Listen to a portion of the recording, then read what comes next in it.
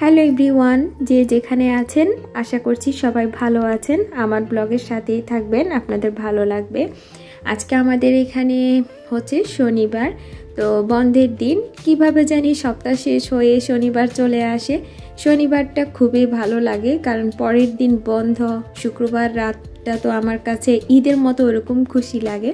তো সব কিছু মিলে এই দিনটা আমার কাছে অন্যরকম ভালো লাগে সপ্তাহের 7 দিনের মধ্যে।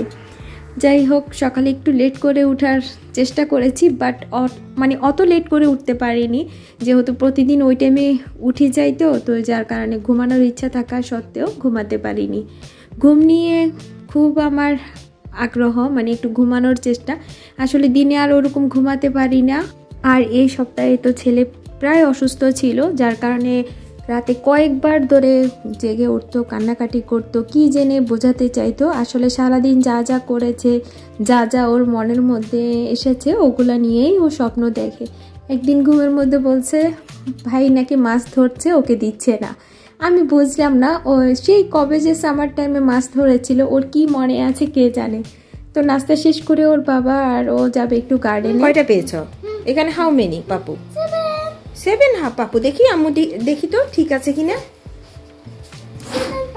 এগুলা কি এনেছে গার্ডেন থেকে? হ্যাঁ, এটা না দারুণ কাজ করছে। আবহমান কুরকু নিয়েছ? আর কি কি নিয়েছ? কুরকু ওই পাশে। এটা আমাদের পুঁই শাক।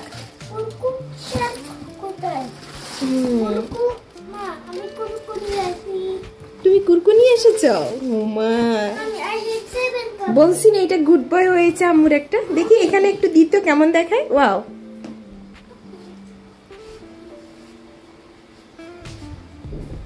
ভালো হয়েছে। এটা নিয়ে এসছে। আজকে শুটকি দিয়ে রান্না করবো এগুলো। ওইটা ছিল এক জাতের শশা আর এটা হচ্ছে আরেক জাতের শশা। এটা দেখতে অতটা পুষ্টিকর হয়নি, কিন্তু নিচের অংশটা সুন্দরভাবে হয়েছে। তো সবকটি শশা একেবারে সুন্দর হয়েছে তা না, যেহেতু এখন গাছ অনেকটা দুর্বল হয়ে পড়েছে। তবে এটা খেতে অনেক মজা। ইদানিং পুঁই শাক আর কলমি শাক খেতে আমার খুব বেশি মন চায়। তো অনেক দিন পর পুঁই শাক খাচ্ছি। এর মাঝে তো এক ভাই আমাদেরকে দিয়েছিল, অনেক মজা করে খেয়েছিলাম। তো আজকে এই প্রথমবারের মতো আমার বাগান থেকে কিছু যা পেয়েছি আলহামদুলিল্লাহ। তো পরিমাণে কম, আর আমার তো অনেক বেশি খেতে ইচ্ছে করছে। আর ছেলে তো খাবে না, আমার ছোট ছেলে একদমই শাক পছন্দ করে না এখনও। তো ভাবলাম ওর জন্য একটা ছোট আলু দিই। শুটকির মধ্যে তো আলু যায়, যদিও বা শাক দিয়ে আলু এটা আমাদের রান্নার স্টাইলে যায় না। তারপরেও আমি শুটকির সাথে যেহেতু যায়, ছোট একটা আলুকে কুচি করে দিয়েছি, ছোট ছোট করে দিয়েছি, যাতে ওই আলুটা একটু ভাতের সাথে মাখিয়ে ওকে খাওয়াতে পারি। আজকে বেশি রান্না করতে পারছি না, মাছ ভাজি, শাক আর আগের কিছু এই মাংসের কারি আছে অল্প করে। তো ওরা বাপ ছেলে দুজনের হয়ে যাবে, তো আমরা মাছ ভাজি শাক দিয়ে খেতে পারবো। রান্না বেশি করতে পারছি না, এই জন্য ওর বাবা বললো আবার বের হতে হবে। অলমোস্ট এখন 11:30 বেজে গেছে। সকাল সকাল এই যে কি করলাম, একটু নাস্তা রেডি করলাম, কফিটা নিলাম, ছেলেকে খাওয়ালাম। ছেলেকে খাওয়াতে অবশ্যই এখন একটু সময় বেশি লাগে, যেহেতু ও এখনও ভালোভাবে সুস্থ হয়েছে, বাট এখনও ওই যে ছোটো মানুষের যে একটা থাকে না ঘ্যান ঘ্যান করা, ওইটা কমেনি। তো এসব করতে করতে ভাবলাম বাসায় ফিরতে ফিরতে অনেক লেট হয়ে যাবে, কি না কি করব। তো তার চেয়ে ভালো একটু রান্না করে যাই, তখন মাথা ঠিক থাকে, বাহির থেকে এসে পরে খাওয়াও যায়। আর সব সময় যে বাহিরে একদম মনের মতো করে দেশি খাবারের স্বাদ পাবো ওরকমও হয়ে ওঠে না। যেসব দোকানে আমরা মনের মতো করে খেতে পারবো, ওই সব দোকান আসলে আমাদের এই বাসার অ্যাড্রেস থেকে অনেক দূরে। তো যাই হোক, আমি এই জন্য শর্টকাটে যে খাবারগুলো পছন্দের বাট সময়ও কম লাগবে ওরকম মাছ ভাজি শাকটা রেডি করে যাচ্ছি। তো এটা হওয়ার পরপরই ঝটপট রেডি হয়ে চলে যাব। তো আমি তো পরে আপনাদের সাথে শেয়ার করছি। তো ওর বাবা আবার আমাকে একটু বকা দিয়েছে, কেন তুমি আবার বাড়াতে গেলে? যতটুকু হয় হতো, ন্যাচারাল যে একটা অরিজিনাল স্বাদ পেতাম সেটা নষ্ট হয়ে গেছে। আসলে শাকের পরিমাণ কম দেখি, আর ছেলে খাবে ওই জন্য ভেবে দিলাম, এরকম জানলে দিতামই না।